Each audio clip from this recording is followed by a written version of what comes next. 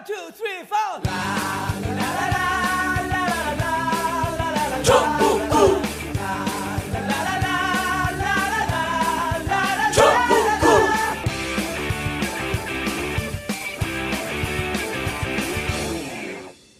단 하나의 정통 정치 팟캐스트 정봉재 정국구 시작하겠습니다. 자, 오늘 함께 하실 분 고정은 없고요. 오늘은 박시영 윈지코리아 컨설팅 곧 대표 자리하셨습니다. 네, 반갑습니다. 윈지코리아 컨설팅의 박시영입니다.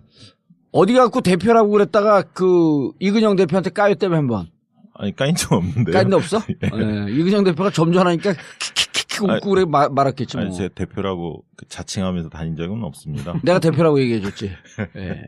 자, 그리고 시사인 고재열 기자 자리하셨습니다. 네, 안녕하십니까. 예. 정통 시사주간지 시사인의 고재열입니다. 예. 이제 세 번째죠, 여기. 전국구에. 아니, 두 번째입니다. 그래요? 네. 두 번째인가? 예. 삼성 때 한번. 삼성 때 한번 나오시고. 그리고 오늘, 최강욱 변호사는, 요즘 변호사들이 먹고 살기가 힘들어서 지방 변론을 안 하다가 이제 지방 변론을 시작을 했어요. 그 지방 출장 때문에, 지난주는 하얼빈 가느라고 못 왔고, 이번 주는 지방 출장 가느라고 못 왔습니다. 그래서, 고재열 기자도 여기도 천재과예요. 여기도 모르는 게 없어. 아닙니다. 예, 그래서 고재열 기자가 최강욱 자리를 대신하는. 최강욱 팬이 은근히 많아졌대, 근데. 아니, 많아진 지 오래됐잖아요. 오래됐어요? 예. 진짜 많아졌더라고. 예. 그럼 제가 좀 부담스럽네요, 이제. 고재열 기자도 원래 시사인에 예. 주진우 기자보다 원조 스타였었어요. 네. 잘 모르시죠? 저는 지난번에 TBS에서 한번 뵀습니다. 아니, 원래 그전에 팬이 많았었잖아요. 근데 저는 지방 스타였고, 주진우 기자가 전국구 스타로 되면서. 왜 지방 스타였어요? 그때 무슨 여성 모 때문에 또 안티도 많아요, 여기에. 방송하시죠. 자, 본방송 들어가기 전에 안내 말씀 좀 드리고요. 전국구 애청자분들과 진도 팽목항을 방문합니다. 아직도 미수습된 가족들과 인양을 지켜보는 가족들이 지금도 팽목항에 있습니다. 그 아픈 역사의 현장을 방문합니다. 2월 26일 일요일 당일치기로 다녀올 예정이고 광화문에서 아침 8시에 출발합니다. 회비는 3만 원입니다. 자세한 내용과 신청은 전국구 홈페이지 imtb.or.kr, imtb.or.kr이나 세월호 가족지킴이 홈페이지에서 해주시면 됩니다. 그리고 전국구 홈페이지인 imtb.or.kr, imtb.or.kr에 들어오시면 한줄통신 시사 서비스가 있는데요. 매시간 서너 번씩 시사 속보를 간단하게 전해주는 유료 서비스입니다. 신속한 정보를 요구하는 요즘 같은 때에 매우 의미 있는 서비스니까 많이 신청해 주시고요. 전국구 공개방송 안내입니다. 매주 목요일 저녁 8시 청담동 89-10번지 벙커에서 있습니다. 방송도 즐기시고 커피, 식사, 술도 함께 할 수 있는 매주 목요일 저녁 8시 전국구 공개방송에 많은 참석 바랍니다.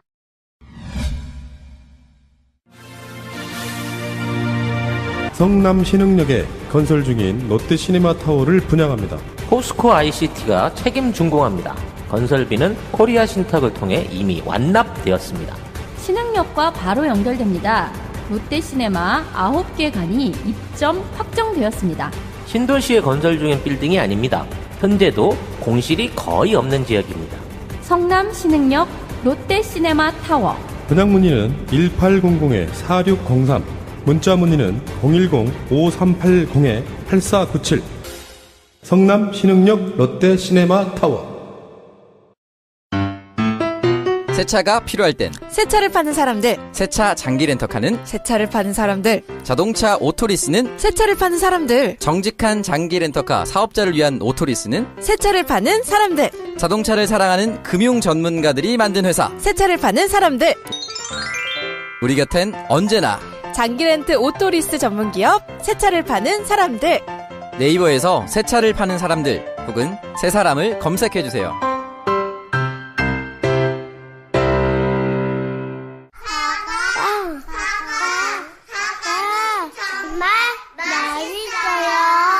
껍질째 먹을 수 있는 건강한 우리 농장 사과입니다. 참 자연을 생각하고 가족 생각하고 돈은 안 되지만 땅에 대한 생각, 거기서 만나는 사람들과의 관계, 해바라기 사과, 햇볕 맑은 사과, 그게 자연의 이치지 뭐. 아주 손톱보다 작은 크기의 알갱이, 그게 가을이 돼서 빨간 사과가 됐을 때 그렇게 해서 보낸 사과 또 맛있다는 거예요. 밭에 나가서 일하면 살아있는 것 같은 느낌을 줘요. 받는 사람들한테도 그런 행복을 전하고 싶거든요. 사과 좋아요. 사과? 농사 지러 오는 것이 고향으로 돌아오는 것이지 뭐 별거 있나? 검색창에 새콤달콤 우리 농장을 검색하세요. 자, 설 이후에 요즘 이제 그 박시영 대표님 이런 겁니다. 설 이후에 하도 이 10월 29일서부터 10월서부터 최순실 박근혜 게이트를 통하면서 특검 헌재, 야 우리나라 사람들 법에 다 도사가 됐어 이제. 네. 헌법을 외우질 않나, 헌재법을 외우지 않나, 예? 형법을 외우지 않나. 뭐 19조, 22조 뭐 이런 거. 예, 19조, 21조, 22조, 이제 헌재법 또 25조, 2항, 3항. 진짜 이게 한 3개월 동안 국민들의 민주의식 수준이 한 300년을 발달한 것 같아요. 많이 똑똑해지셨죠. 진짜 똑똑해졌어요. 그런데 너무나 이제 이 특검과 헌재 얘기를 하다 보니까 정치를 오롯하게 좀 진지하게 들여다볼 수 있는 판단력이 좀 떨어졌어요. 네, 지금 정치 어떤 밥상에는 음식들이 아주 현란하게 올라와 있는데 지금 우리가 특검도 챙겨야 되고 헌재도 챙겨야 되고 그러다 보니까 못 챙겼는데 지금부터 좀 이렇게 맛을 좀 볼 필요가 있을 것 같습니다. 그렇죠. 근데 이제 재밌는 게 반기문 지고 황교안 뜬다라고 하는 것을 제가 3주 전에 처음 예언을 했거든. 저는 4개월 전에 예언했습니다. 황교안 뜨는 거? 그렇지. 반기문 지는 건 다 알았는데 황교안이 캐스팅 보트를 지고 대타로 뜰 것이다라고 하는 건 나만 얘기한 거예요. 채널A에서 몇 주 되셨다고요? 3주요. 저는 1월 1일자로 예언했으니까 제가 좀 앞섰습니다. 아니에요. 내가 첫 예언한 게 그 외부자들이 나간 게 12월 27일 날 나갔더라고. 저는 사퇴 시기도 맞췄는데요. 사퇴 시기요? 입춘 전후다. 이 양반 왜 나왔어? 입춘이 언제인데요? 2월 4일, 토요일, 이번 주 토요일입니다. 입춘이 감옥 있을 때 저 절기가 무척 소중해요. 네? 입춘이 지나야 이제 추위가 풀리고. 저도 그 반기문 불출마 가능성은 작년 9월 달에 저희가 이제 책을 쓰기 시작한 게 9월부터 썼거든요. 그러니까 19대 대통령 쓸 때부터 아저씨 예상을 반기문 진다라고 하는 건 정치평론가들은 다 예상했어. 불출마할 가능성이 많다. 아니 그러니까 반기문이 레이스 끝까지 못 갈 것이다라고 하는 것은 정치평론가들 90%가 얘기했어요. 정부에서 한 1년 전에 얘기한 거 아니에요? 한 달 만에 맞아, 우리 한 달 만에 들어와서 3주 걸린다. 근데 진짜 정확하게 맞췄어. 네. 그 채널 A는 요즘 그 복 터졌어요. 저도 이제 설 직전에 YTN 나가서 라디오에서 그 얘기를 했는데 설 직후에 여론조사 결과가 더 빠질 것으로 보이는데 그러면 이제 중도 사퇴할 거다 얘기를 했는데 저는 한 2월 한 뭐 7, 8일 예를 들면 한 주 정도 더 걸리고 중도 사퇴할 것으로 봤어요. 왜냐하면 얘기는 안 했지만 시기는 2월 15일서부터 30일까지 봤거든. 저는 한 2월 7, 8일, 10일 이 정도로 봤는데 사실은 이게 급작스럽게 사퇴하면서 이게 판이 더 유동성이 커졌습니다. 사실. 그렇죠. 왜냐하면 설 조사를 해보니까 문재인 대세론이 더 공고해졌거든요. 그 밴드웨건 효과를 다 누리지 못한 상태에서 사실은 전격 사퇴가 이루어져 버렸어요. 그러다 보니까 판의 유동성이 상당히 커졌죠. 오늘 지금 뭐 깔때기 대결하고 있는데 제가 마지막 깔때기를 마지막 깔때기. 파이널 유언 깔때기. 반기문을 이렇게 지지를 빼기 위해서 황교안을 키워야 된다까지 황교안 키우기 운동까지 주창을 했었습니다. 근데 말만 그랬지 난 실제 키우기 운동을 했잖아. 여기까지. 아니 근데 반기문 할배 귀여워 죽겠어요. 시간은 좀 흘렀지만 지난주에 사퇴했으니까요. 근데 참 못됐더라고요. 마지막 그 불출마 변을 보니까 남 탓을 했잖아요. 본인 탓을 하지 않고 박원순 시장하고 참 대조되죠. 박원순 시장은 본인의 부족 이야기를 했는데 이 사람은 참 무책임하다. 끝까지 그런 생각이 들었어요. 미국에서 비행기를 타고 돌아올 때 제가 봤을 때 빙의가 된 것 같은데 이승만 박사 빙의가 돼가지고 이렇게 국부의 심정으로 돌아왔는데 이 국민들이 아버지라 부르지 않아준 거죠. 그러니까 저는 국민들 의식 수준을 굉장히 낮게 봤다. 왜냐하면 우리가 탄핵 정국 지금 100일이 지났지 않습니까? 촛불을 든 지가. 그 촛불 100일 동안 국민들의 의식이 굉장히 높아졌거든요. 제가 그랬잖아요. 3개월 동안 300년 민주의식이 성장한 것 같다. 본인이 과거에 그런 어떤 생각 가지고 큰 인물이기 때문에 오면 자기 중심으로 모이고 뭔가 바뀌지 않을까 이렇게 환상을 가진 거죠. 국민들을 우습게 본 겁니다. 떠난 할배 계속 얘기하면요. 청취율 떨어져요. 그리고 정치라는 게 아무나 하는 게 아닌데 정치권을 너무 우습게 보죠. 사실.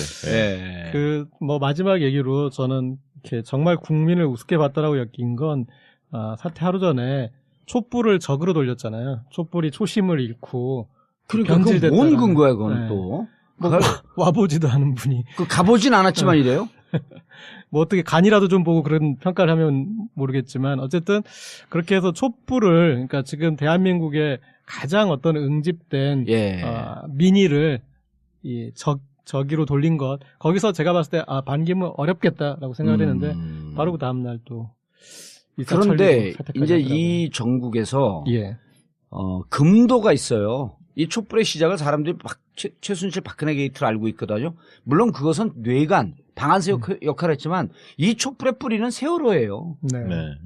그럼 촛불의 초심을 폄하하고 촛불이 흔들렸다라고 이렇게 부정하는 것은 세월호 이 참사를 부정하는 거예요. 그러니까 세월호 문제뿐만 아니라 저는 하나 더 있다면 보수 정권 10년 동안 이 적폐, 이 실정에 대한 염증이 바닥에서 쭉 쌓여 있던 거죠, 사실. 그게 이제 최순실 박근혜 게이트로 폭발한 거거든요. 그렇죠. 이제 그것에 정말 극적인 사건이 참사가 세월호였고. 그렇죠.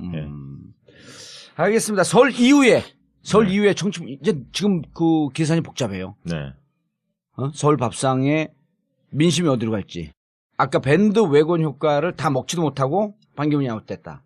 거기서부터. 일단 뭐 설 직후에 여론조사 한 2가지만 한번 간단히 소개를 해볼게요.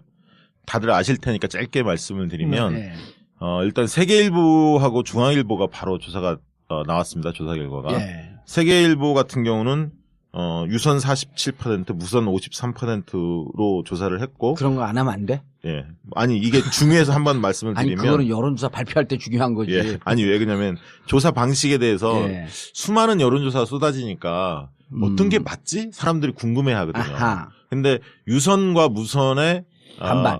예를 들면 비율을 어느 정도 안배했느냐. 이게 굉장히 좀 중요합니다, 사실. 그렇죠. 그 두 번째는 전화 면접 조사로 했느냐, ARS 조사를 했느냐, 이것도 굉장히 중요합니다. 왜냐하면 대선은 투표율이 굉장히 높고 그렇기 때문에 실질적으로 전화 면접 조사 방식으로 하는 게 더 적중률이 높거든요. 그리고 실질적으로 조사의 방법론에도 부합하고요.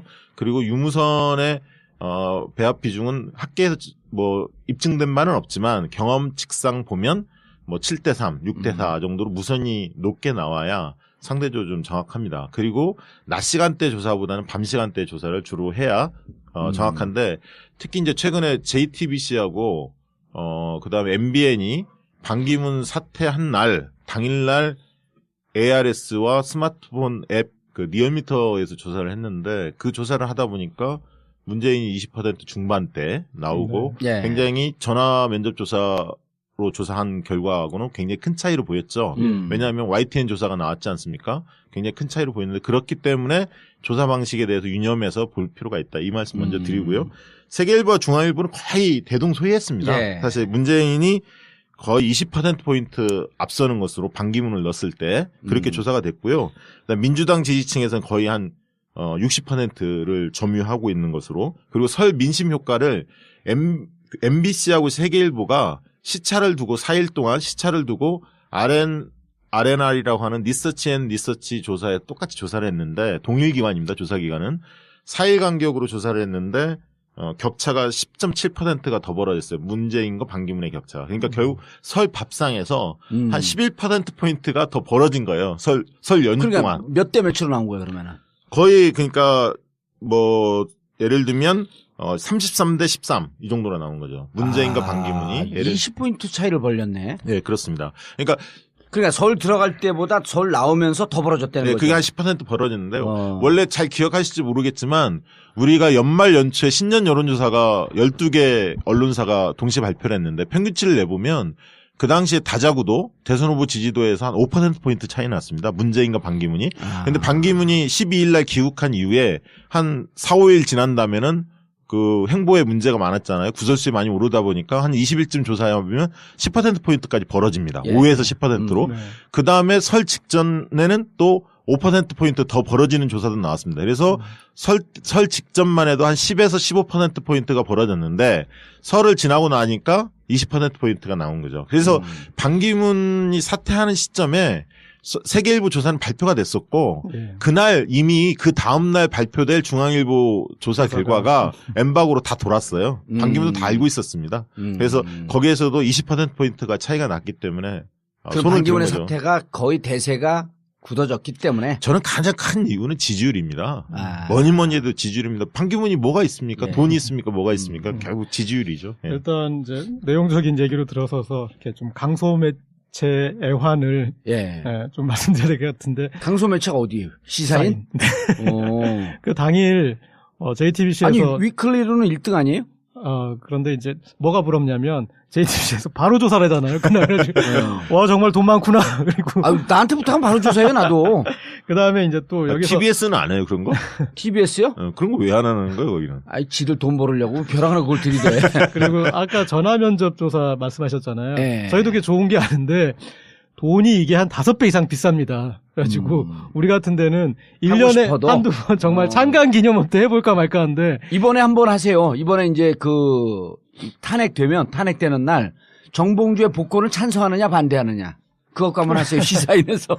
그런데 이제 지금은 이 여론조사를 우리가 돈 대고 할 필요가 없겠다라고 느낄 정도로 이 중앙선거 여론조사 공정심의위원회 홈페이지 들어가 보면 하루에 N7개가 돼 있어요. 네, 맞습니다. 네. 그리고 24시간이 지나면 그리고 또 이제 잡지 같은 매체는 48시간 지나면 로 데이터를 볼 수 있습니다. 그렇죠. 예. 풀 데이터를. 예, 통계표라고 그럼 얘기하는데. 할 필요가 없네 진짜. 아니 그래도 TBS도 저거 보라 그래야겠는데 할 필요 없이. 근데 이번에 그 중앙일보 조사가 상당히 의미 있습니다. 좀 자세히 들여다볼 필요가 있어요. 우리 청취자분들도. 반기문 사퇴하고 난 다음에 조사. 아니요. 그 직전 조사인데요. 조사는 사퇴되기 전에 했는데 그러니까 1월 31일, 2월 1일 양일간 조사를 했는데 무슨 조사 내용이 있었냐면 호감도 조사를 했어요. 네. 근데 지지도가 아닌 호감도. 그러니까 호감이 있냐 없냐. 그건 이제 선행지수라고 그렇죠. 보죠. 주로. 아우 이제 뭐 박씨가 해주셨네. 그럼요. 그러니까 지지도의 선행지표고 확장력의 바로미터입니다. 근데 이제 이게 재밌는 게 중앙일보가 작년 9월, 12월 그리고 이번에 2월 이렇게 세 번을 조사를 했어요. 이 시차를 두고 똑같은 호감도 조사를. 근데 이제 문재인 같은 경우는 12월 대비 6%포인트가 호감도가 높아졌고 비호감도가 5%포인트 빠져갖고 지금 현재 50.32 호감, 비호감이 47.5로 거의 팽팽하게 나왔습니다. 근데 이제 반기문 같은 경우 어떻게 나왔냐면 호감이 15.7인데 비호감이 67.3이에요. 그럼 이미 게임 끝난 거거든요. 반기문 얘기 그만하라니까요. 네, 그런데 안희정 지사가 지금 상승하고 있는데 보면 호감도가 44.2, 비호감이 46.2로 비호감도가 가장 낮은 후보로 조사가 됐습니다. 근데 이제 또 한 후보인 이재명, 안철수까지 말씀을 드리면 이재명은 34.6이고 호감이 비호감이 57.6으로 호감층이 굉장히 협소해 있습니다. 비호감이 높네 그러고. 높죠. 안철수 같은 경우도 호감이 32.9, 비호감이 65.1로 안철수는 확장력에 굉장히 큰 한계가 있다라는 게 증명이 됐습니다. 비호감이 그 정도 높으면 치고 나가기 어렵거든요. 그 사람 보기 싫은데 지지할 일이 없지 않습니까? 비호감이 자그마치 문재인에 비해서 20%가 더 높아요. 네, 그렇습니다. 그러니까 그 안희정 같은 경우는 12월 달에 조사해 보면 호감도가 29.3이었는데 이게 44.2로 비약적으로 호감도가 높아졌어요. 한 15%가. 한 달 사이에. 12월 말, 1월 말에 조사했거든요. 그러니까 보수층. 무슨 이유일까? 보수층과 중도층들이 굉장히 안희정 지사에 대한 호감을 많이 느끼고 있습니다. 일단은 첫 번째 테마로 이렇게 안희정 지사의 꽃길, 꽃길에 대해서 한번 좀 얘기를 해보면 어떨까 싶습니다. 안희정 지사의 꽃길? 네. 지금 뭐 설 이 민심에 분명한 승자 중 한 명이라고 보고요. 그리고 저는 이제 이렇게 좀 몇 가지 운이 아주 겹치는구나. 안희정 지사에게. 그러니까 일단은 자 이런 대비는 성립이 돼야 안 되면 안희정 지사의 꽃길이면 이재명 시장의 흙길.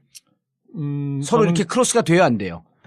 보완제가 돼야 안 돼. 그게 난 궁금하더라고. 그러니까 저런 건 있습니다. 무슨 말씀이냐면 예. 이재명 시장의 지지율이 지금 빠지잖아요. 네네네. 난 그게 어디로 가는지, 그러니까 반기문 빠진 거 어디 가는 거 별로 궁금하지 않아.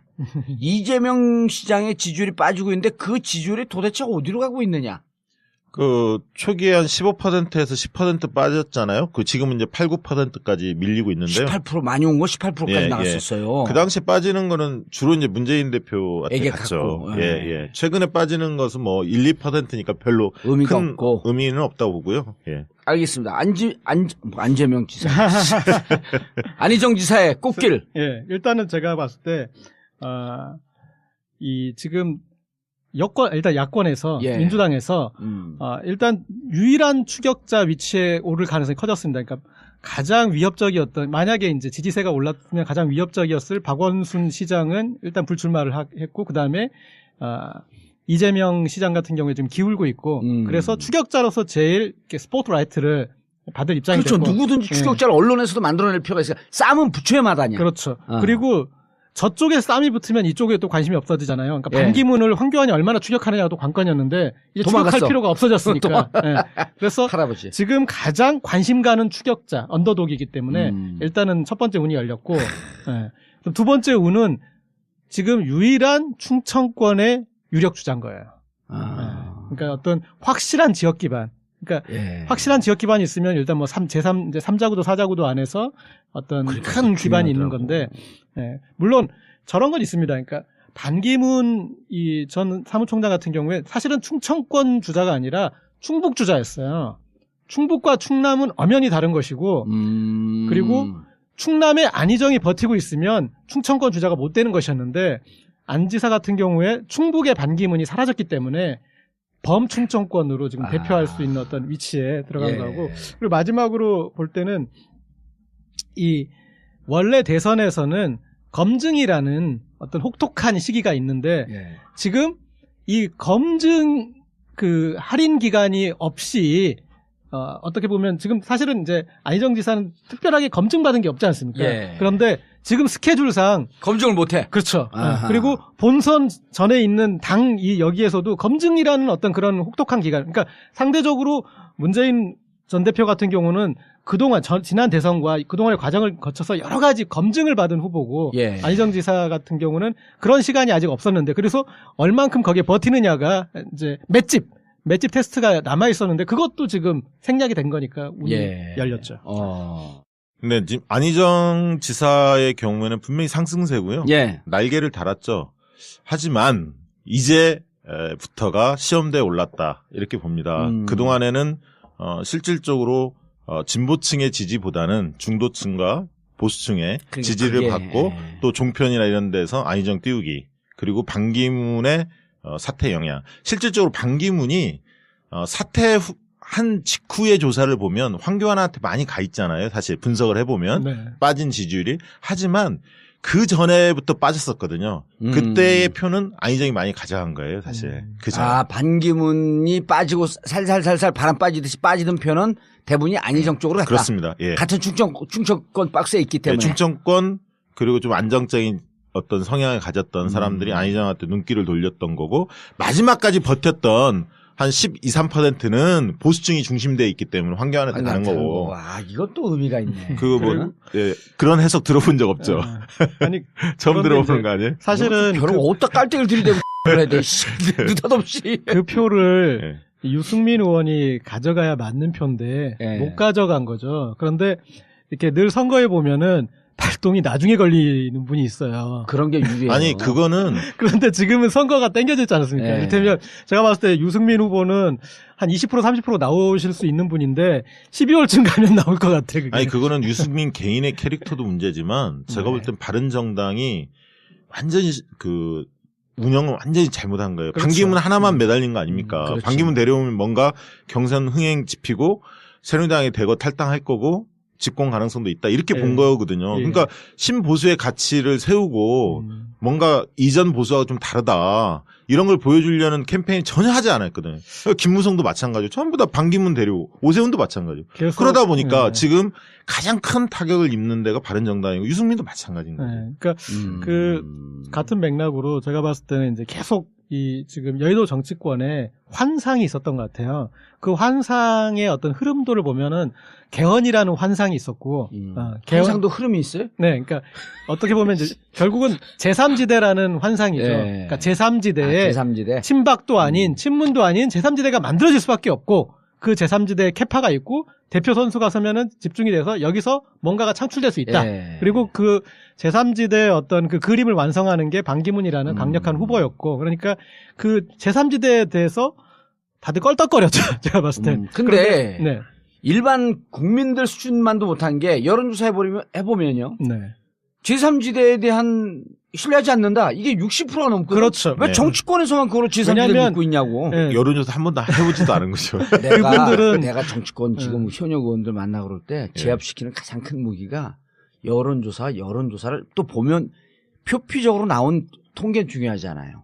어느 지지자가 어디로 흘러가고. 그렇죠. 그 다음에 그 선행 지수를 어떻게 읽어야 되고. 이거 정치인들이 모르더라니까. 그러니까 근데 그 제3지대 때문에 허물어진 게 국민의당이고 제가 봤을 때. 왜냐하면 더불어민주당과 같이 할 수도 없고 더불어민주당이 집권하는 것도 못 볼 테니까 우리가 힘을 합쳐서 제3지대를 하나를 형성하자 어떤 그 기조로 가다가 이 정권 교체를 바라는 촛불 여망에 맞지 않아가지고 12월 때부터 꺾이지 않았습니까? 그래서 국민의당이 이제 어떤 그 한계를 달했고 그 똑같은 전철을 제가 봤을 때는 바른정당도 바른정당이 자강론, 그러니까 유승민이든 남경필이든 자강론 하지 않고 어떻게든 이제 결국은 어차피 대선 후보는 반기문 어대 반으로 가다가 그러다가 지금 이제 미아가 돼버린 거죠. 지금 보면은 당 지지율도 새누리당에 뒤처지고 이제는 후보마저도 황교안한테 이 대행한테 지는 상황이 된 거죠.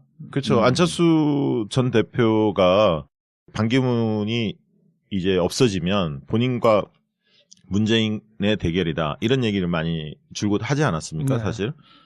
정권 교체를 둘러싸고 둘이 싸울 거다. 이런 얘기를 하고 일각의 평론가들이 결국 안철수가 부각되지 않을까. 이렇게 예측들을 많이 하는데 저는 꼭 그렇지 않을 수 있다라고 봅니다. 그러니까 장기적으로 보면 그럴 수도 있겠지만 안철수는 확장력에 굉장히 한계가 있다. 그리고 후보만을 보는 게 아니라 세력을 따져보거든요. 유권자들은 과연 준비된 후보, 준비된 세력이 누구인지 이걸 따져본단 말이에요. 그래서 당 지지세를 올리지 못하는 한 쉽지 않다. 그렇게 봅니다. 그런데 안철수는 아까 얘기하다가 약간 샜는데 비호감도가 65% 아니에요? 네.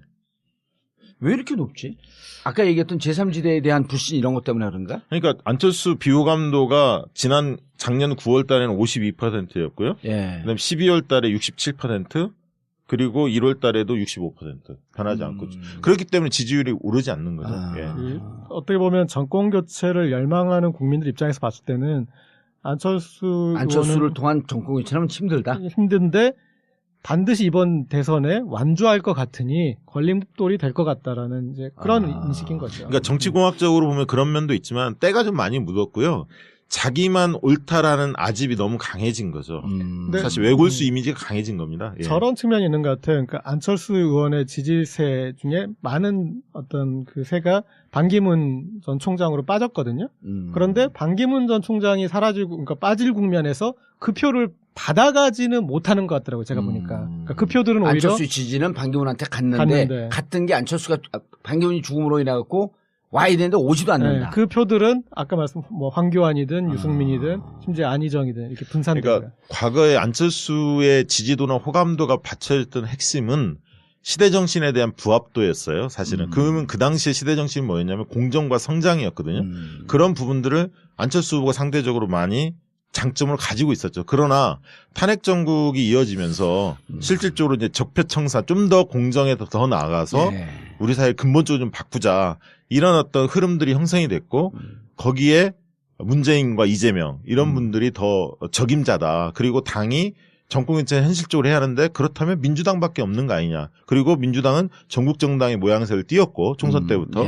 그러면 민주당 중에서도 가장 가능성이 높은 준비된 후보가 문재인이다. 이렇게 귀결이 된 거거든요. 사실. 그러니까 무척 논리적으로 국민들이 집합적 판단인데 무척 논리적으로 가고 있는 거예요. 보면. 그러니까 어떻게 보면 안철수 의원한테 호남이 호남 때문에 살고 호남 때문에 또 죽고 있다라고 몰락하는, 제가 그렇게 보입니다. 그러니까 호남에서 살 때는 어쨌든 이제 국민의당 같이 호남 의원들과 함께 해서 이제 어떤 지역 기반을 닦았는데 그 호남은 이길 사람을 원하거든요. 아니, 그리고 호남 지지를 받고 있었는데, 호남 지지를 까먹은 것도 자기들이 스스로 까먹은 거 아니야. 네, 그리고 새누리당과 무슨 연합을 할 수 있다. 그렇죠. 계속 그 얘기를 해야 된 거 아니에요? 박지원 지금 비대위원장이 12월 달에 이야기가 컸죠. 이제 대표가 됐죠. 예, 정식 대표가 됐으니까. 예.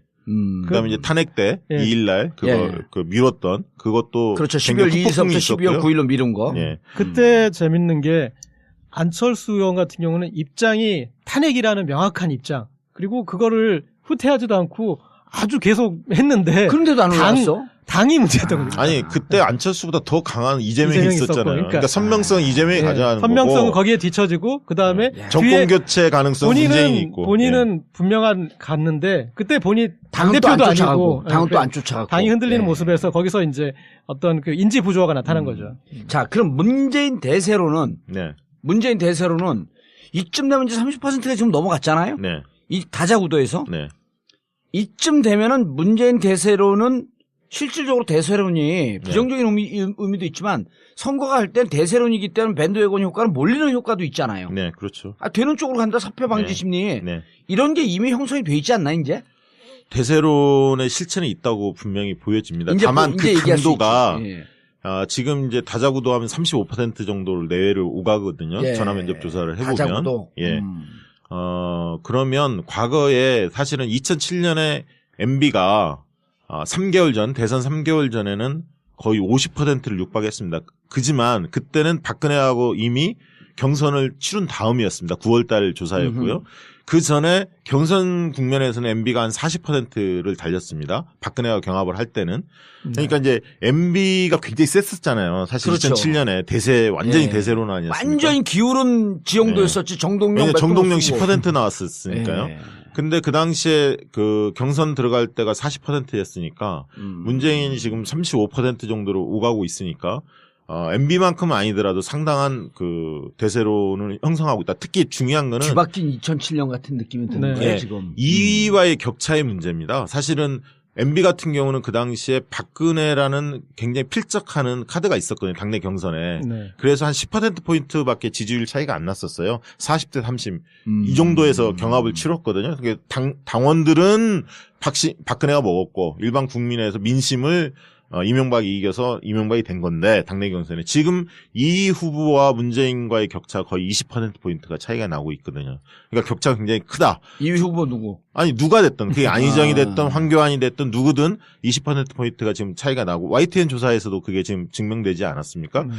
그리고 전국적으로 고른 지지를 받고 있다. 영호남. 그리고 이제 호남이 과연 그러면 바뀔 거냐. 이게 이제 굉장히 있어요, 호남이 45에서 50%가 문재인 지지가 나오고 있습니다. 다자구도에서. 네, 다자구도에서. 저는 이 말씀에 이제 하나를 더 보태자면 어떤 일단 한번 까고 보태지 좀 동의할 수 없다. 근데 우리가 선거를 또 구도라고 하니까 그 구도에서 저는 지금 상황에서는 이번 대선은 다자구도 대선으로 갈 수밖에 없다고 봅니다. 그렇죠. 3자 4자. 사자.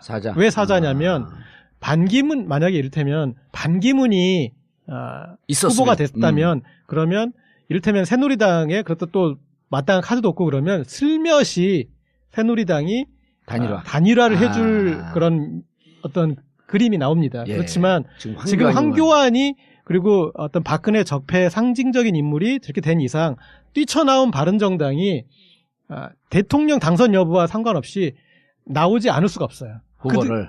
그렇게 후보를 내지 않는다는 거는 도로 새누리당이 되는 것이고 그들은 정치적 미래가 완전 닫히는 거죠. 그러니까 나와서 황교안은 이겨야 되는. 네, 그것도 있고 유승민도 그런 얘기 하잖아요. 안철수하고 오히려 협력과 연대를 이야기하고 있고 황교안 쪽보다는 처음에는 이제 보수 단일 후보를 이야기할 때는 반기문을 상정해 두고 이야기한 거지 황교안을 상정해 두고. 그래서 그런 점에서 저는 나는 끝까지 황교안을 밀어. 밀어주는 게 좋죠. 그럼요. 그거 밀어주는 우리의 전략이 성공했잖아. 아니 근데 황교안이 나올 가능성이 훨씬 높고요. 사실 황교안 유승민보다 지지율이 높을 가능성이 더 많습니다. 그래서 대선 이후에 어차피 대선은 패배할 거라고 생각하고 있기 때문에 대선 이후에 보수의 주도권을 누가 잡을 거냐로 보고 있는 거죠. 그리고 둘이 그러니까 새누리당이나 바른정당에서는 네. 지들이 무슨 바른정당이야, 근데. 지들도 부역자였으면서. 아니, 뭐, 이름이야, 뭐. 예. 앞으로 좀 바르게 살겠다는 거잖아요. 근데 어쨌든 반기문이. 착한 정당이라 착하게 살자. 반기문 불출마하면서 진짜 좋아진 건 뭐냐면 정당 정치가 제대로 복원되고 있다는 거예요. 그 어설픈 삼지대 가지고 합종연행만 목숨을 걸었잖아요. 그런데 그게 깨진 거죠. 이 대목에서 또 별 지지도 못 받았지만 이 대목에서 또 꼬랑지 감추고 지리멸렬 해줄 사람 손. 국민의당 간다는 거 아닙니까? 국민의당 간대요? 예, 10일 날 입당하는 것으로 거의 이야기 되는 것 같은데. 잘 가라. 예, 국민의당에서 경선 치르겠다. 그리고 그러니까 또 이제 아까 말씀드린 다자구도에서 국민의당은 이번에 후보를 안 낼 수가 없는 없지.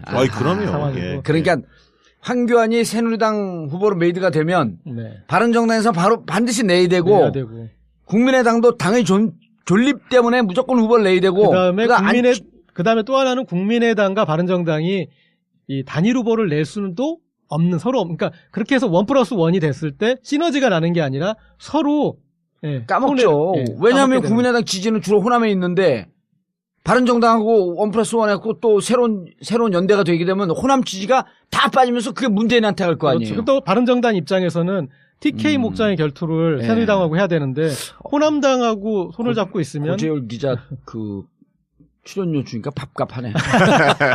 그러니까 어떻게 보면 문재인 대세론 유지는 되고 있는데 변수는 오히려 당내 경선이죠. 그렇죠. 사실. 당내 경선. 본선 같은 경선. 왜냐하면 사람들이 이제 관심은 본선보다 당내 경선을 더 좀 닫아. 광고예요? 광고 시간을 놓쳤어. 언제 시간이 이렇게 되냐? 한 10분 한 줄 알았더니. 자, 광고 듣고. 엄마! 가글 했는데 입에서 뭐가 나왔어! 그거 올리덴탈 체크 가글이라 그런겨! 지금 쓰고 있는 가글 사용 후 확인해 보셨나요? 무색소, 무알콜, 무계면 활성제의 올리덴탈 체크 가글은 쉽게 나온 입안의 이물질을 눈으로 확인할 수 있습니다. 딴지마켓에서 판매 중입니다. 엄마! 가글 했는데 입에서 뭐가 나왔어! 그거 올리덴탈 체크 가글이라 그런겨! 지금 쓰고 있는 가글 사용 후 확인해 보셨나요? 무색소, 무알콜, 무계면 활성제의 올리덴탈 체크 가글은 쉽게 나온 입안의 이물질을 눈으로 확인할 수 있습니다. 딴지마켓에서 판매 중입니다. 건강한 몸, 건강한 피부, 건강한 화장품을 물려주고 싶습니다. 수아비스 화장품은 눈에 들어가도 상처 위에 발라도 혹은 아이들이 실수로 먹더라도 괜찮아야 한다는 목표로 95% 천연 원료 함유에 도달하기까지 달려왔습니다. 수아비스 화장품에서 2017년 신년맞이 감사 선물을 준비했습니다. 1월 한 달간 화장품을 구입하시는 모든 분들께 상품권을 드립니다. 소중한 지인들에게 마음을 전할 수 있는 기회를 놓치지 마세요. 지금 바로 수아비스 화장품을 검색하셔서 상품권을 받아가시고 소중한 사람들과 건강한 화장품을 나누세요. 아이부터 어른까지 수아비스 화장품. 여성 여러분, 골반이 삐딱하면 허리가 아파요. 아랫배가 나와요. 골반이 바로서야 건강도 아름다움도 바로섭니다. 바디로직을 입으세요. 토크밴드의 입체적인 탄력이 틀어진 골반을 바로잡습니다. 간편하고 확실한 골반 교정 타이즈 바디로직. 삐딱한 남성 골반에도 역시 바디로직. 바디로직의 효과를 못 느끼셨다면 100% 환불해드립니다. 자세한 환불 조건은 홈페이지를 참조하세요. 모두가 건강하고 행복한 세상을 위한 나눔의 가치. 의료비 걱정 없는 건강하고 아름다운 사회를 위해 바디로직은 아름다운 재단과 함께합니다. 바디로직. 풍성교 2017년 새해 선서. 하나, 풍성교를 통해 머리가 났다는 주장을 절대 신뢰한다. 둘, 눈팅만 하지 말고 풍성교를 즉시 실천한다. 셋, 반드시 풍성해진다. 풍성교 실천하여 젊은 자신감 되찾아오자.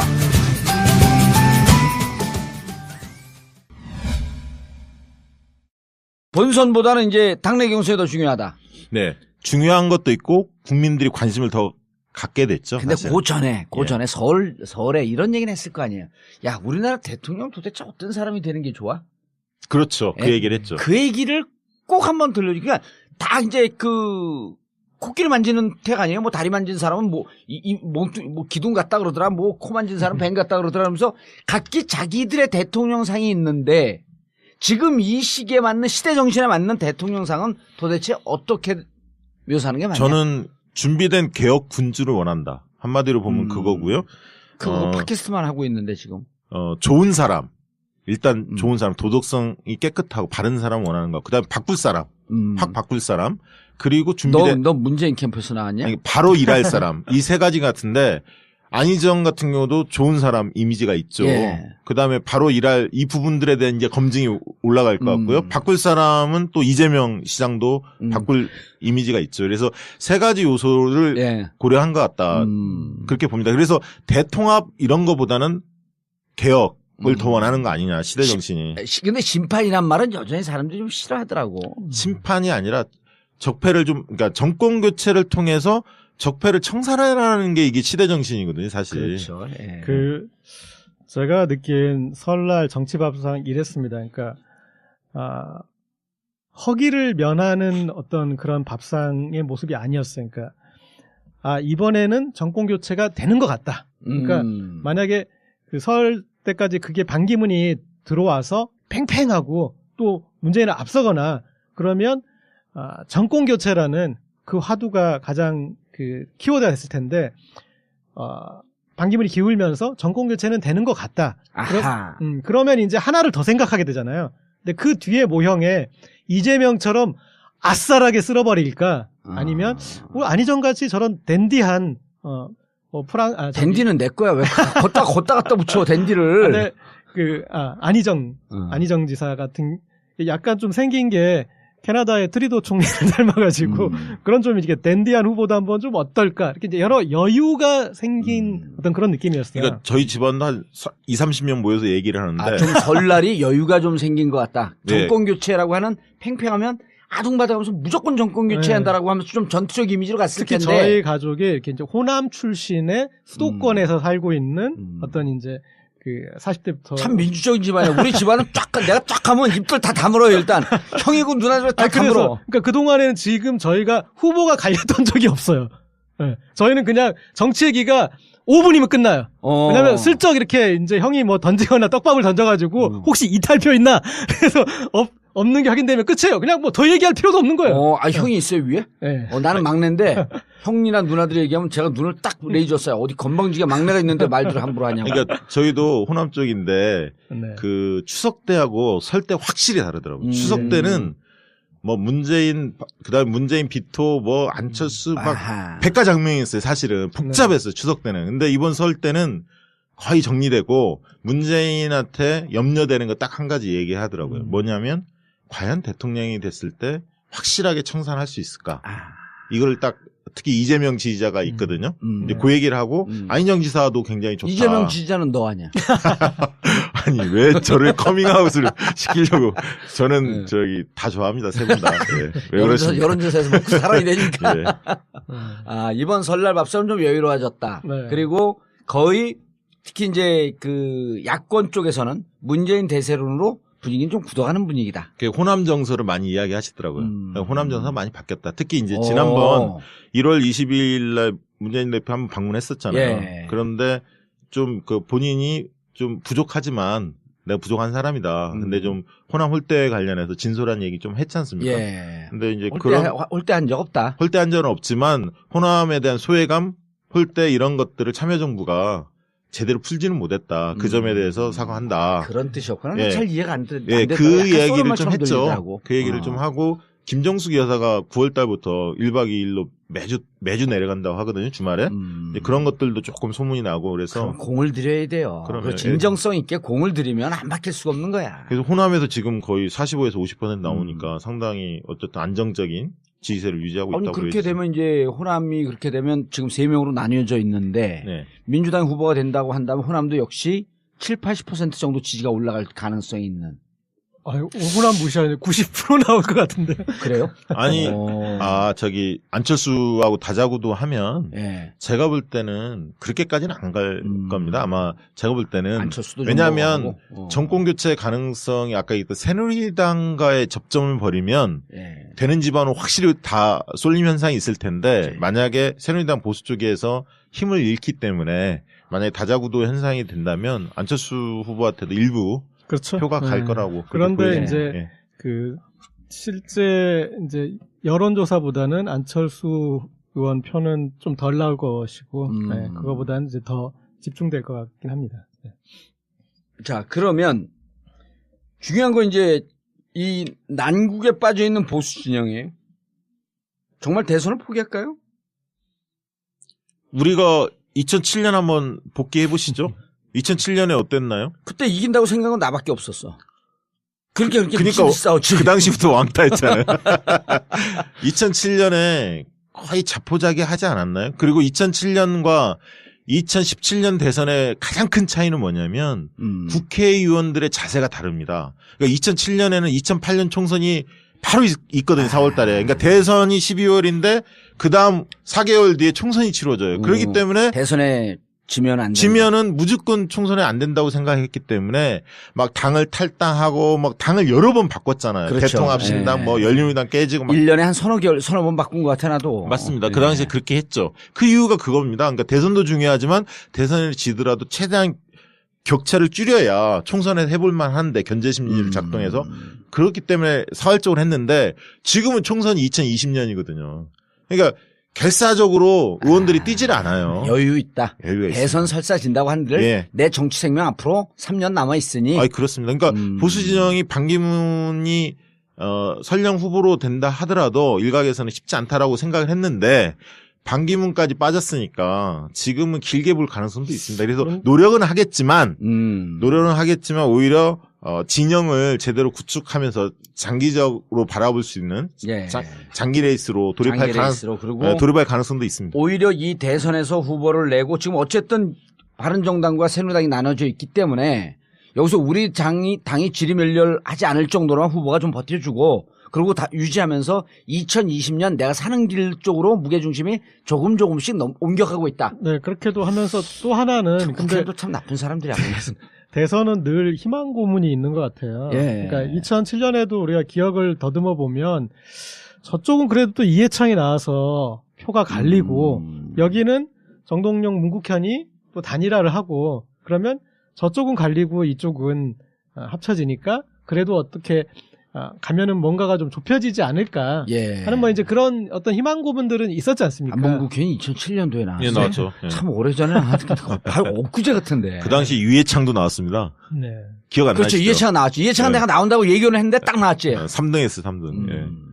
어떤 그렇게 그런 어떤 희망 고문도 있고 그랬는데 지금 이제 또 다자구도가 있다라는 건 다자구도로 된다라는 건 역동성이 살아있다는 얘기잖아요.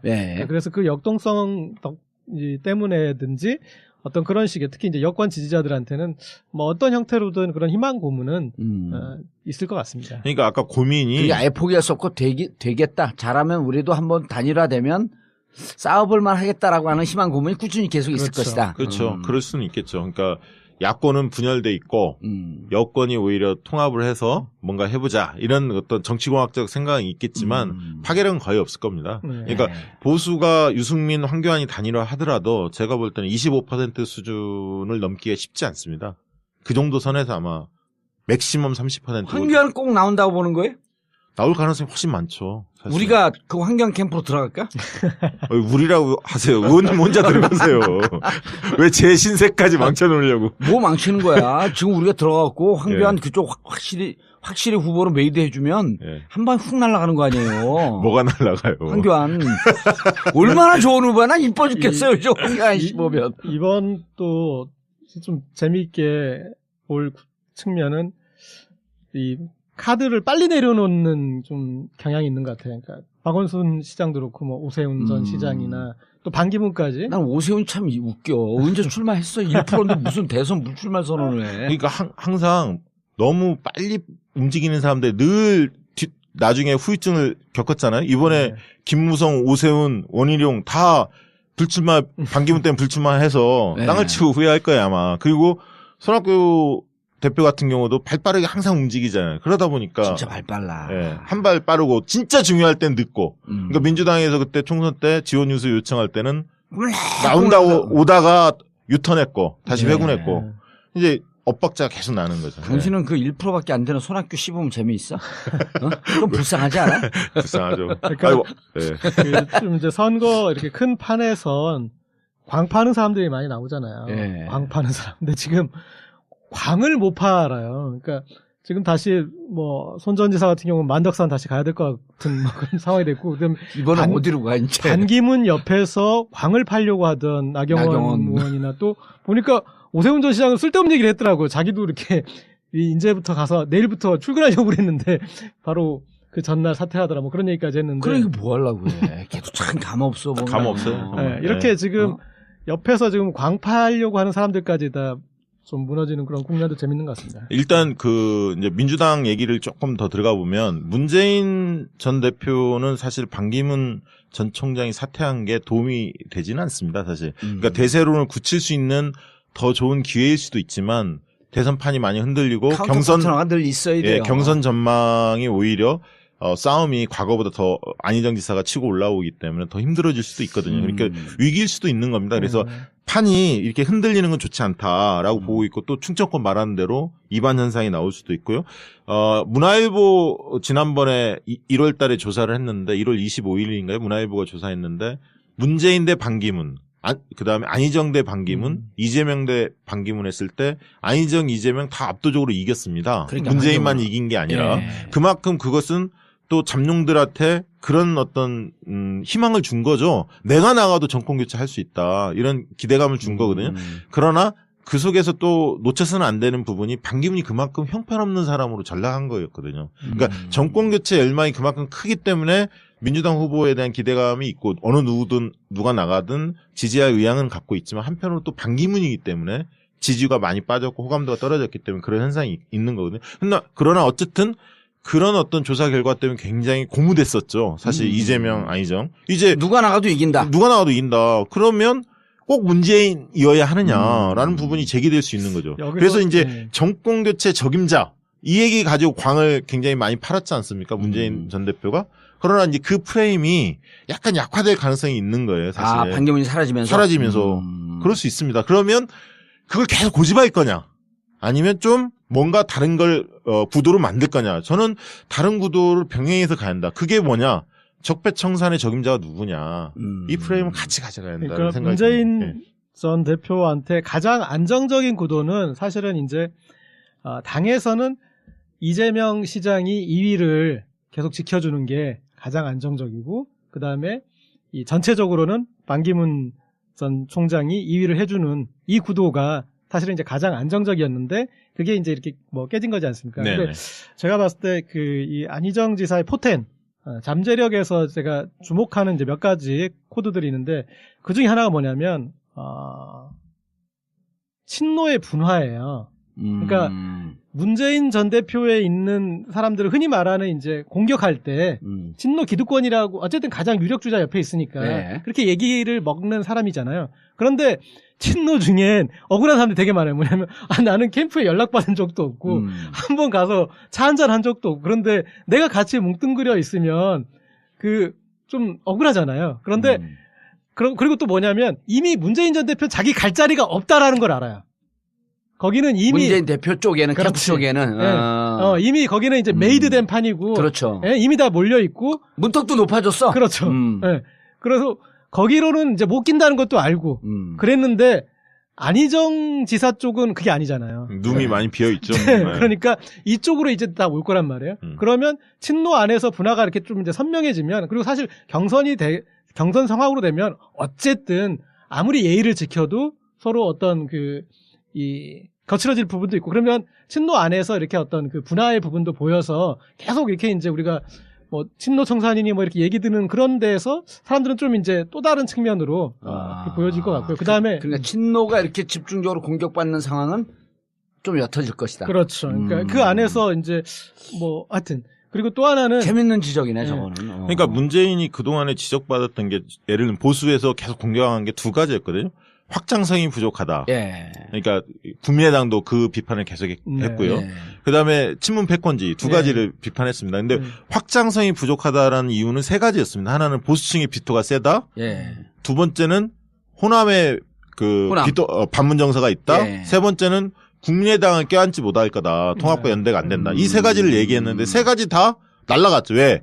보수층의 비토는 있지만 보수층 규모가 확 줄었거든요. 절반은 줄어버렸습니다. 과거에 40%에서 지금 20% 정도밖에 안 되니까요.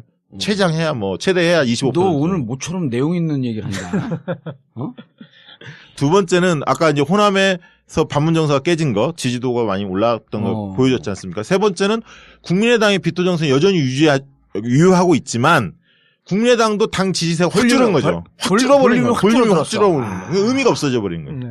그 자체가. 그러니까 확장성에 대한 부족이 의미가 없어졌고 실질적으로 여론조사 해보면 그 양자 대결이든 삼자 대결이든 가상 대결을 했을 때 문재인 대표가 거의 50% 돌파를 하거든요. 압도하고 있거든요. 그렇기 때문에 확장성의 근거가 없어진 거예요. 그러면 이제 유일한 공격의 무기는 친문 패권주의거든요. 패권주의 계속 얘기하지 않습니까? 그건 있는 거 아니야?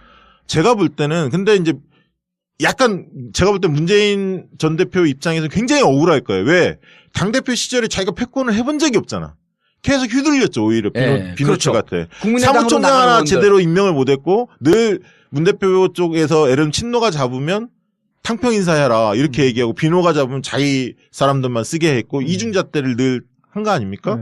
사실 그렇고 지금 캠프도 사실 실무자들은 친노 출신들이 많이 있겠지만 좌장격인 예를 들면 의원들급들은 훨씬 예를 들면 흔히 말하는 중립지대에 있는 분들이 그 많이 포진돼 있거든요. 사실 뭐 임종석, 뭐 노영민, 전병헌 뭐 이런 분들이 친노가 아니잖아요. 사실. 친문 패권주의는 이를테면 뭐 비유하자면 사실 예방적 조치죠. 그러니까 친문 패권을 당대표 시절에도 누리지 못했다라는 거. 그럼 당대표도 아닌 시절에는 절대 더 누리지 못했던 것이고. 그러니까 그런데 이제 대통령이 되면 누릴 텐데 그러면 사실은 누린 다음에 책임지는 거잖아요. 네, 어떤 행위에 대해서 누리기 전에 책임을 지라는 거예요. 그리고 사실은 지난 2012년 대선 때도 캠프에서 이 선거를 앞두고 친노 청산이라고 어떤 가장 중요한 사람들을 뺐잖아요. 근데 저는 그런 의미가 없다고 봐요. 왜냐하면 선거는 치르고 그 사람들이 선거는 이기고 그러니까 선거 뒤에 우리가 뭐 청와대 들어가지 않겠다. 혹은 이렇게 국회의원 뭐 그걸 받지 않겠다. 그런 선언을 하는 게 맞지. 근데 양정철에 안 들어갈까? 아니 그렇게 해서 그 당시에 2012년 패착 중에 그게 굉장히 중요한 거예요. 그러니까 팔다리 다 잘라놓고 신도를 뺀 거. 링 위에 올라가서 싸우라고 한 거예요. 사실은 이해찬 다 달렸고. 박시영 부대표님. 내가 질문이 있어. 나는 왜 친문으로 분류가 돼? 아니잖아요. 아니잖아. 여기서 아니라면 아닌 거예요. 왜냐하면 여기 정봉주 의원은 남의 계보로 분류를 아주 싫어해요. 본인의 꿈이 크기 때문에. 아니 그게 다른 사람 동의하지 않지만. 내가 친문의 활동을 그 행태를 보인 적이 있어? 그럼 여기서 커밍아웃 하면 되시죠. 뭐라고? 난 사실 난 친봉이다. 아니 사실 전국구 뭐 한 1년 정도 들어본 분은 계속 씹어댔잖아. 다 알죠, 사실. 근데 본인은 제가 볼 때는 개혁주의자인데 누구 밑에 들어가서는 잘 못 살 사람이죠. 그러니까 난 똘마니 정치가 싫다고 맨날 선언했잖아. 근데 자기 개파도 별로 없어요. 근데 안민석도 요즘에 잘 나가서 이제 줄 안 쓸 것 같고 없잖아요. 정청래 의원도 잘 나가고. 아니 그러니까 우리 계보가 잘 나가니까 집안 살림이 잘 되는 거예요. 그래. 근데 이제 문 대표 쪽에서 저는 아까 이제 위기일 수도 있고 기회일 수도 있는데 이 국면을 어떻게 관리할 거냐가 제일 중요한데 그게 제일 저는 두 가지를 봐요. 아까 얘기했듯이 그 적폐청산 이 부분들을 얼마나 부각을 시키느냐, 대한민국을 어떻게 바꿀 거냐 이게 굉장히 중요한 이슈다라는 걸 어떻게 부각할 거냐. 두 번째는 준비된 대통령의 이미지를 어떻게 강화할 거냐. 그러려면 정책에 대해서 안정감 있고 정책을 주도해야 하거든요, 이슈를. 그 다음에 또 한 가지는 외연 확대, 사람으로 보여줘야 한단 말이죠. 이번에 이제, 2월 1일자, 2일자 발표가 됐는데 전윤철 전 감사원장이죠. 지난번 국민의당 공천관리위원장 했던 그 양반을 공동선대위원장으로 모셔온다. 그 양반이 아니지만 그 어른을. 그 어른을. 좀 건방지. 아니 70대 어르신들 중에서 못마땅한 어르신들이 너무나 활개를 치고 있어서 별로 뭐 아무튼 그렇습니다. 전윤철 공동선대위원장 그건 의미가 있네 또. 네, 호남의 상징이 목포 출신이시죠. 뭐 아무튼 그런 외연을 얼마나 확대할 거냐. 그래서 이제 그쪽에서는 지난번 당대표 때 영입 인사들 한번 너시를 이뤘잖아요. 그거를 제2탄을 쏘아 올리겠다. 뭐 이런 걸 계획 중인데 이거를 얼마나 보여주냐. 그리고 출마 선언 같은 걸 굉장히 뒤로 미뤘잖아요. 뭐 탄핵이 결정된 다음에 한다. 뭐 이런 얘기들 했는데 저는 그거 옳지 않다고 봅니다. 자기가 준비됐으면 빨리빨리 하고 뭐 1등으로서 폼을 잡는 게 아니라 오히려 준비된 거는 빨리빨리 보여서 주도해야 한다. 그렇게 그게 이제 문재인 쪽의 과제 아니냐. 알겠습니다. 그렇게 보여지고요. 근데 지난번에 우리 출마래 여기 출연했을 때 더 잘 준비된 대통령 이런 얘기를 했거든요. 더 잘 준비된 거로 보여요, 근데. 2012년에 비하면 뭐 훨씬 준비돼 있죠, 사실. 제가 봤을 때도 이렇게 사실은 그 가장 수성을 잘하는 정치인은 지금까지 박근혜 대통령이었거든요. 예. 네. 그러니까 이 천막 당사 이후에 자기한테 왔던 어떤 그 지지세를 그리고 심지어 대통령이 된 이후에도 이번 이제 최순실 사태 전까지 아주 굳건하게 지킨 어떤 이제 그런 대통령이었는데 이 지켜보면은 입장이 바뀌고 말이 바뀌고 행동이 바뀌고 그게 바뀌는 게 보이는데 메세 본인의 어떤 그 코드로 뭐 신뢰 정치인, 약속의 정치인 뭐 그런 것들을 잘 지켰거든요. 근데 원칙을 지키는 정치인 이런 이미지를 많이 갖고 갔었죠. 저는 문재인 전 대표가 지금까지의 어떤 양상으로 봤을 때는 실점이 별로 없었잖아요. 그게 근데 저는 그 관록인 것 같아요. 그래서 뭐 그 대목에는 이제 평가를 해줄 수 있는데 제가 지금 이제 안희정 지사에게 좀 유심히 보는 측면 또 저런 게 있습니다. 그러니까 문재인 전 대표를 가운데 놓고 좀 더 아싸란 쪽, 좀 더 확실한 쪽, 좀 더 저긴 청산할 거야. 그쪽이 이제 이재명 시장이었고 이제 그래서 그쪽에 이제 어떤 그 쏠림 현상이 일정도 있었는데 보면은 안희정 지사 같은 경우는 좀 더 오른쪽으로 가 있죠. 거기서 지금 표를 가져가고 있고 근데 이게 이제 본선에서 그게 사실 무음이에요. 그렇게 하더라도 결국 투표는 이제 진영 투표가 결집이 되는 되기 거죠. 때문에 안 되는데 경선에서는 저는 이제 재밌는 그 현상을 좀 기대해 보는데 이를테면 TK 지역. 그러면 거기에서는 문재인 전 대표는 이전에 그동안 쌓였던 어떤 그 반감이나 이런 것들이 많이 돼 있는데 안희정 지사 같은 경우에는 좀 더 점잖아 보이면서 그다음에 왠지 저쪽에서 이렇게 우리랑 좀 더 가까워 보이고 그런 식으로 이렇게 보여서 그쪽에서 좀 새가 나올 수 있어요. 근데 제가 그 여론조사 이렇게 쭉 나온 것 중에 이번에 보면 매일신문이 그 TK 지역만 한 조사가 있어요. 근데 거기 조사를 보니까 상당히 유의미한 정도로 이렇게 안희정 지사가 나오더라고요. 그러니까 거기는 물론 반기문까지 있고 그렇기 때문에 많은 수치는 아니지만 유승민 의원보다 유승민 의원이 3.3%대인데 6%대가 나오더라고요. 안희정 지사가. 그래서 문재인은 16% 나왔군요. 16%. 네, 제법 나왔는데 어쨌든 그렇게 이제 그런 저거는 이제 반기문 그만두기 전이었었죠. 네네. 네, 그래서 그런 이제 이 문재인 사각지대 그리고 중도 성향 뭐 이런 쪽에서 어떤 부분이 있고 그다음에 아까 확장팩이 중요하다고 말씀하셨는데 오히려 캠프에서 불러주면은 안희정 캠프에 지금 가는 게 빈자리. 그렇죠. 빈자리도 많고 그다음에 뭐 나중에 봐도 두루 그러니까 이쪽에 가면 친노로 계속 찍히게 되는 거지 않습니까? 그런데 이쪽은 그런 정도의 그건 아닌 것 같다. 그래서 어떻게 보면은 빠른 시간 안에 포메이션을 만들기는 괜찮은 조합이에요. 그리고 알겠습니다. 그러면 최근에 아주 재밌는 현상이 하나 있어요. 하나만 얘기할게요.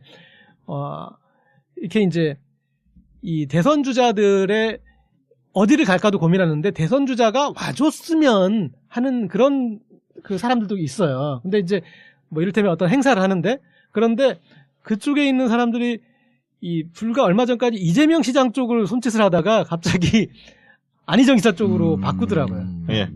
저도 안 지사에 대해서 좀 말씀을 드리면 안 지사는 지금 민주당 경선 관련해서 얘기를 좀 하는 거죠. 안 지사는 어쨌든 이재명 시장도 얘기 좀 해줘. 아니, 그 다음에 할게요. 안 지사 먼저 얘기하고. 안 지사는 어쨌든 최고 우량주였죠, 사실. 언제 이게 뛰어오를지 몰랐지만 늘 준비된 후보였고요. 저평가 우량주로 이야기를 많이 했죠. 그리고 저는 개인적으로 좀 선각자, 선지자 이런 이미지가 좀 있어요. 멀리 보고 수를 두는 그런 느낌을 좀 갖고 있었고요. 어쨌든 좀 신선하죠. 배척하기보다는 포용하고 다름을 이야기하기보다는 같음을 이야기하고 통합주의자. 중도주의자로 면모를 보이고 있습니다. 지금 최근 지지도 조사해 보면 12%까지 올라왔어요. 근데 제가 볼 때는 마의 15%가 1차 고비가 올 거다. 그러니까 15%까지는 안 지사가 올라갈 수 있습니다. 과거에 이재명 시장처럼. 근데 이제 그 뒤에는 그야말로 안희정은 지금 딱 이제 시험대에 오른다. 깔딱고개. 왜냐하면 이제는 이제 정책 검증이 시작되거든요. 그러니까 정책이 없다는 비판들 많이 해. 예, 아직 내놓을 수 있는 정책 그거를 준비돼 있느냐 그리고 참모나 주변의 본인뿐만 아니라 이제 검증이 시작됩니다. 그 주변에 있는 사람들이 인맥풀이 있느냐 그리고 흠결 없는 비리 없는 사람들이 포진돼 있느냐 문제는 없느냐 그리고 이제 이재명 그 시장이 공격하기 시작할 겁니다. 왜? 이익 싸움을 해야 하기 때문에 대한민국 어떻게 바꿀 거냐. 적폐청산에 대한 비전을 내놔라. 이렇게 이제 공격하기 시작할 겁니다. 아니 이미 했죠. 이미 뭐라 그랬냐면 연정을 하겠다 그랬어요. 안희정 지사가 연정을 하겠다 그랬더니 이재명 시장이 뭐라 그랬냐면 그들은 양의 탈을 쓴 늑대 걔들랑 무슨 연정이냐 이랬단 말이에요. 예. 근데 이거는 나는 이재명 시장이 훨씬 더 맞는 것 같아. 그러니까 이재명 시장이 지난번에 기본소득 이야기 할 때 안희정 지사가 그런 얘기 했지 않습니까? 국민들은 공짜밥 좋아하지 않는다. 그래서 논란이 일어났지 않습니까? 복지 논쟁이 이제 벌어질 뻔 했는데, 당시에 이재명 캠프에서 이 문제를 확대하지 말자. 물 거냐 말 거냐 할 때 물지 말자, 당장. 왜? 그게 안희정과 이재명이 그 당시만 해도 지지도 격차가 제법 났었어요. 그러니까 오히려 안희정을 키워주는 꼴이다. 그렇기 때문에 무시 전략으로 가고 시민사회나 다른 쪽에서 문제제기하게끔 하자. 이런 이제 전략을 세웠거든요. 그러나 이제 지금 국면에서 상황이 달라졌죠. 지금은 이제 본격적인 복지 논쟁부터 시작해서 대립각을 세울 겁니다. 이재명 시장 쪽에서. 그래서 그 부분에 대한 논쟁이 짚혀졌을 때 과연 안희정 지사가 디펜스 할 수 있는 준비가 되어 있느냐. 이런 부분이 그전에는 좀 참신함, 안정감 그리고 운동권이나 진보 쪽에서 보여주지 못했던 새로운 캐릭터 뭐 이런 걸 가지고 안희정 지사가 올라온 거거든요. 사실은 증문집답 막 이런 어떤 이벤트들도 굉장히 호응을 얻었고요. 그 양반들이 나를 봐야 되는데 답답해 죽겠네. 근데 저는 아니 근데 잠깐 넘어가기 전에 공짜밥 싫어해요? 공짜밥이요? 예. 그걸 왜 싫어해? 법에 걸리는데 이제. 그러니까 29,000원 미만이면 되잖아. 그러니까 벌써 심상정 대표가 비판하기 시작했습니다. 안희정을 애어른 같다. 오마이뉴스에서 그런 표현을 했죠. 팟짱에서. 아니, 그 박시영 부대표 공짜밥 싫어해요?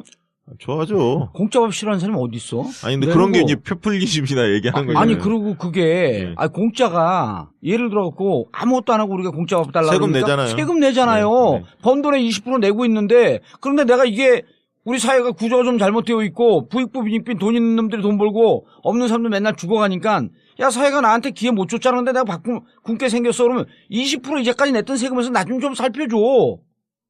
근데 그게 공짜밥이라고 그래. 아니 공짜밥이라고 비하해도 나 먹고 싶어. 왜? 내가 세금 냈으니까. 이게 왜 나쁘지? 그러니까 안희정의 과제는 통합을 강조하는데 지금의 대통합은 기득권 논리이고 재벌의 논리일 수 있어요. 적폐청산 없이 사실은. 그럼요. 그래서 중도하고 보수층을 지지를 받아서 15%까지 올라갈 텐데 근데 안희정 지사가 좀 오랫동안 버텨주는 게 굉장히 중요합니다. 민주당으로서는. 왜? 안철수의 도약이 아까 독자적 힘으로 확장하기 때문에 어느 정도 올라오다가 못 올라올 텐데 한 10% 선에서 계속 머무를 텐데 안희정 지사가 상당히 버텨주는 것이 사실은 안철수의 도약을 또 막는 알겠습니다. 그런 효과도 있는 거죠. 버텨라 안희정. 예. 그 정무 역량 어떤 이제 큰 정치인의 정무 역량으로 봤을 때 그게 사실은 이제 제일 안타까웠던 사람이 박원순 시장이었지 않습니까? 제일 기회가 많은데 제일 못 살린 거죠. 그리고 실제로 1위 후보였어요. 그러니까 1위를 경험했던 후보인데 메르스 때 했습니다. 예. 그렇게 이제 그때 1위 했습니다. 한 몇 개월 동안 했습니다. 쪼그라들어가지고 이렇게 자진 사퇴. 당신 쪼그라뜨린 거 아니야? 왜 웃어? 아니, 내가 서 도와주라 그랬지. 아니 저는 그래서 1등 전략이 어려우면 2등 전략 해라. 자문해줬어요. 누가 왔길래. 네. 근데 말을 계속, 안 듣더라고요. 계속 그 문재인 후보 까면서 주저앉은 거 아니에요? 그리고 그 다음에 이제 정무 능력에서 이재명 시장 같은 경우는 본인 스스로의 감이 뛰어난 사람이에요. 그러니까 김영삼 전 대통령 이후에 이렇게 이제 감 좋은 정치 나오기 힘든데 어쨌든 그 감으로 어떤 그 본인이 정무적인 어떤 그런 감이 있고 내 몫을 충분히 챙겨가는 그런 정치인이라면 안희정 지사는 처음 지사가 돼서 지금까지 일관성 있게 관리가 잘 된 후보입니다. 제가 봤을 땐. 그 지금 김종민 의원이 이제 부지사 시절부터 계속 그런 기조를 잡아주잖아요. 그러니까 충청이라는 그 어르신들을 마음을 붙들어서 거기서 뭔가 잘하고 있는 것 같아. 인정받았던 거기에 그 기조를 지금 전국으로 확장 팩을 하고 있는 거예요. 근데 너무 몸에 많이 젖었어요, 그게. 충남에 맞는 옷인데, 그게 어르신들을 껴안고 통합적인 모습이 우리한테 안 맞지. 전국적인 어떤 개혁 진보층한테는 잘 안 맞는 게 있거든요. 그러니까 그것을 약간 신선함 가지고 좀 극복을 하고 있는데, 그게 그러면 컨텐츠가 있느냐. 이제 뭐냐면 시험대, 안희정 시대에 대한민국 어떻게 바꿀 거야? 라는 청사진 내놔봐. 그러니까 이제 이렇게 들어간다는 거죠. 이제. 우리도 그 뼛속까지 그 개혁적이잖아요. 그러니까 우리가 보기에도 그냥 뭐 이렇게 나쁘진 않은데 또 좋지는 않더라고. 그런 행보가. 그게 이제 안희정 지사가 극복해야 할 과제입니다. 왜냐하면 경선을 들어가면 민주당 지지층이 가장 중요합니다. 그럼요. 뭐 다른 사람들이 역선택도 들어오고 뭐 소극적 지지자도 들어오겠지만 민주당 지지층에서 여전히 가장 낮은 게 뭐 김부겸 빼고 안희정입니다. 이재명보다 낮거든요. 이재명 시장보다 훨씬 떨어질 것 같아. 1, 2, 3위가 문재인, 그 다음에 이재명, 안희정 이 순으로 가는데 이게 민주당 지지자들은요, 지금 뭐 역센터 어쩌고저쩌고 하는데 여론조사 하는 사람들 입장에서는 역선택 그 말도 안 되는 거거든요. 전체적인 흐름이 그냥 쭉 이렇게 가는데, 크게 바뀔까? 그런데 제가 봤을 때는, 살이 붙는 속도가 꽤 있을 것 같아요. 그리고 뼈대가 잘 서 있고, 그러니까, 어떤 얘기인지 아실 거예요. 안캠프에서 나오셨어요? 아닙니다. 그러니까 거기에서 승부처는 어디서 나냐면, 그러니까 열혈 지지자는 제가 볼 때 이재명이 세요. 민주당 지지자. 손가락 혁명군 뭐 이거 굉장히 하잖아요. 근데 승부처는 이 경선을 잘 보셔야 하는 게 호남을 먼저 하고, 그 다음에 충청을 하고, 영남으로, 그 다음에 마지막에 수도권입니다. 그러면 첫 승부가 호남 광주에서 나는 거예요. 그러면 지금 현재까지는 광주에서 문재인 압도적으로 한 40~50% 나오죠. 그 다음에 이재명, 그 다음에 안희정 순이거든요. 그럼 안희정 캐릭터가 호남에서 통할 거냐? 이제 이 부분에 변화를 굉장히 바라는 층인데, 이게 과제입니다. 그러니까 만약에 호남에서 안희정이 2등을 한다. 그러면 그 다음에 충청으로 오거든요. 충청에서는 안희정과 문재인 1위 싸움이 벌어질 겁니다, 아마. 치열할 겁니다.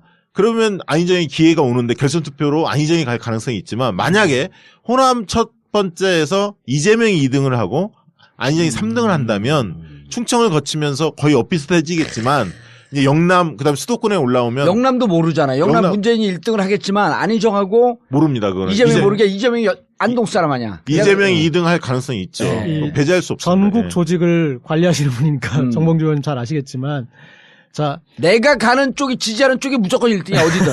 근데 아무도 지지 안 해. 네, 저는 아까 살이 붙는 거에 있어서는 이 당내에서 지금 이제 당원 규모로 봤을 때는 어떤 확실한 컬러가 있기 때문에 이재명 시장에 대한 어떤 지지가 있지만, 조직은 안희정 지사가 더 잘 붙을 거예요. 이번에 조직은요. 그렇죠. 근데 이번에 조직으로 별 의미가 없는 게 150만, 200만 오잖아요. 그러니까 거기도 이런 거예요. 그냥 순수하게 150만이 오는 것, 그냥 순수하게 200만이 오는 것과 예를 들어서 제가 여기 전국구에서 다 가입해갖고 경선에 올인하십시오 하는 거 그러게 되면 안희정 지사한테는 불리해요.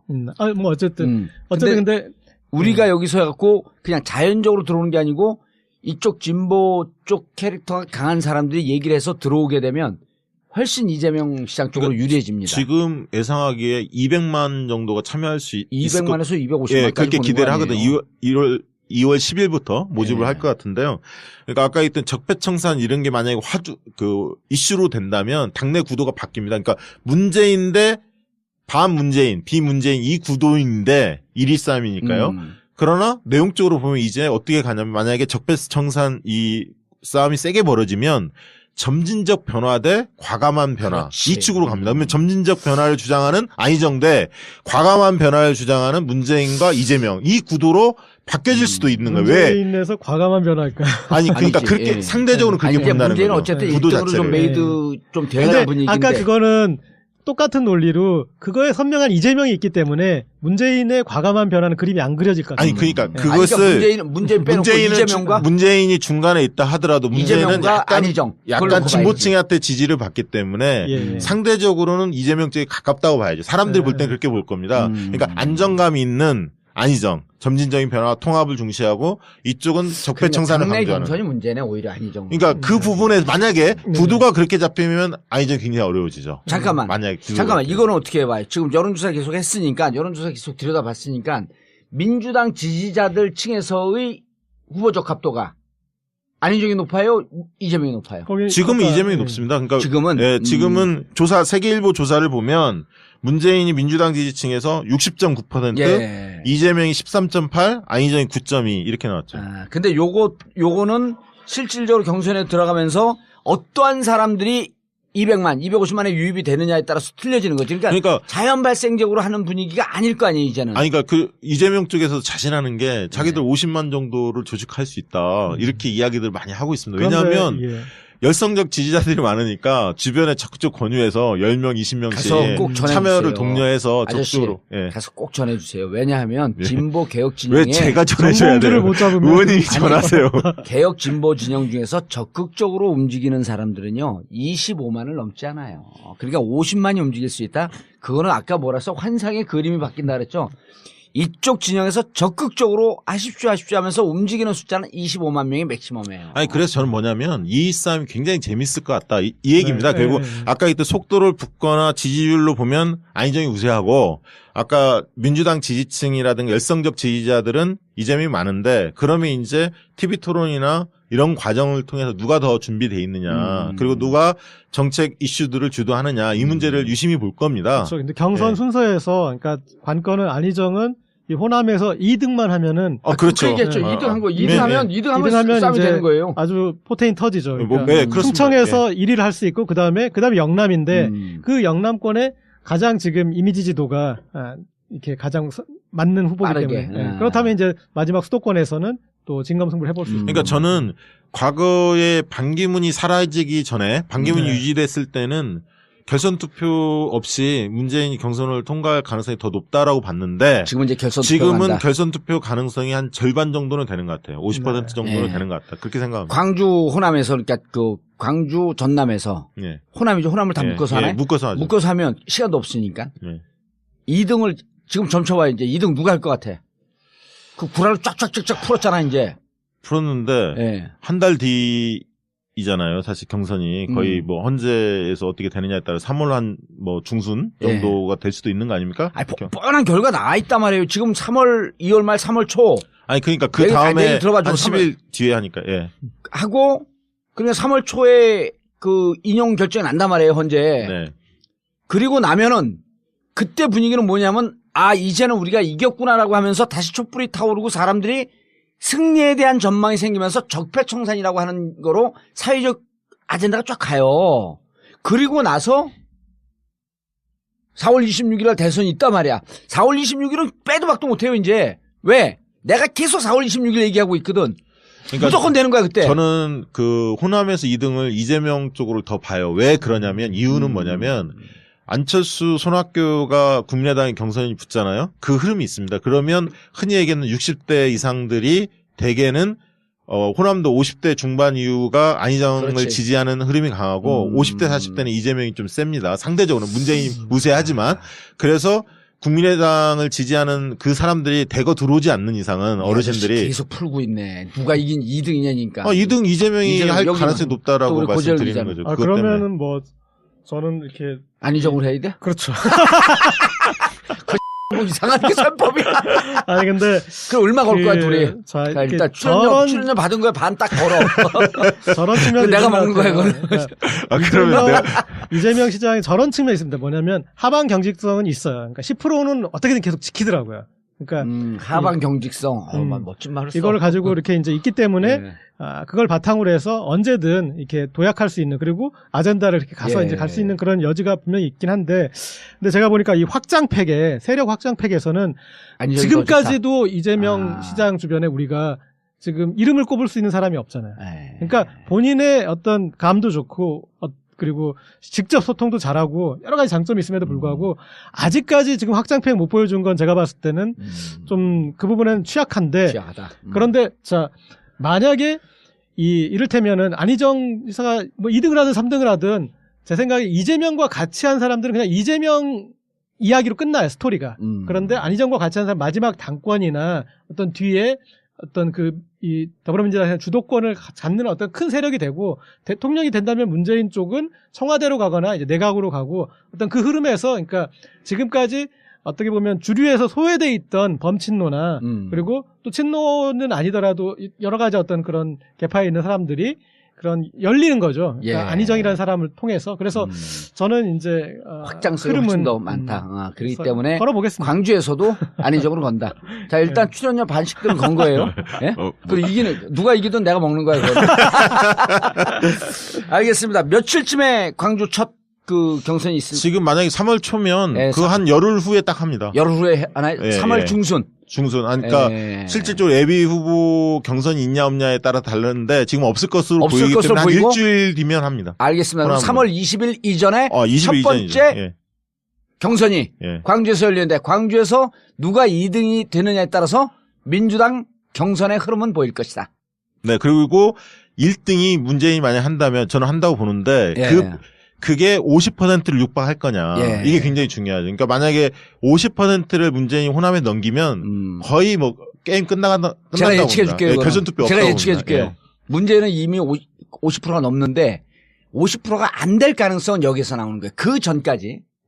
문재인 메이드 되는 분위기, 문재인과 공격이 아니라 안희정과 이재명이 빡세게 붙어버리면 문재인은 50% 끌어낼 수 있죠. 그러니까 지금 안희정과 이재명은 문재인을 공격할 게 아니고 서로 상대방을 공격을 하되 정책으로 싸우면서 핫한 게임을 만들어버리면 문재인 대선도 좀 잡을 수 있다. 좋은 결론인데. 그리고 실질적으로 호남에 3명. 좋은 결론을 내는데 또 거기서 왜 붙여? 호남에 3명의 국회의원이 있어요, 민주당에. 그 3명이 실질적으로 문재인 지지입니다. 그러니까 이계호, 이춘석, 그 다음에 안호영. 3명이. 그분들이요. 대세에 전혀 진영 없는 아니 그래서 저는 간당간당 할 것 같은데 50%를 놓고 그건 별로 관심사 아니에요. 아니 결선 투표 때문에 그 얘기하는 거예요. 결선 투표. 알겠습니다. 정봉주의 전국구 마치겠습니다. 감사합니다. 1, 2, 3, 4.